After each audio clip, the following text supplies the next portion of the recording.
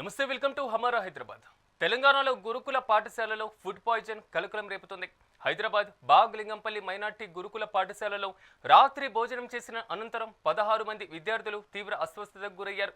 వాంతులు, విరోచనాలతో బాధపడుతున్నటువంటి విద్యార్థులను పాఠశాల సిబ్బంది వెంటనే కింగ్కోటి ప్రభుత్వ హాస్పిటల్కు తరలించారు. Doctor Santosh medical superintendent Kingkoti hospital.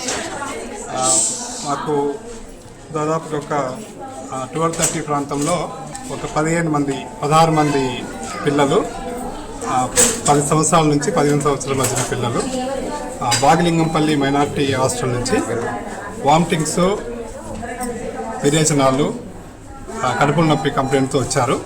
వాళ్ళందరినీ మా Kingkoti hospital paediatric doctors team అంతా కూడా వెంటనే వాళ్ళను అలర్ట్ చేసి క్యాజువాలిటీలో వాళ్ళందరికీ మేము చెక్ చేసి ఆల్మోస్ట్ అందరి పిల్లలు కూడా మామూలు మైల్డ్ డిహైడ్రేషన్ ఉంది, అందరు స్టేబుల్గా ఉన్నారు. ఒక్కరికి మాత్రం కొంచెం మోడరేట్ డిహైడ్రేషన్ ఉంది. అయినప్పటికీ 16 మంది కూడా ఎవరికి కూడా ప్రాణాపాయం లేదు.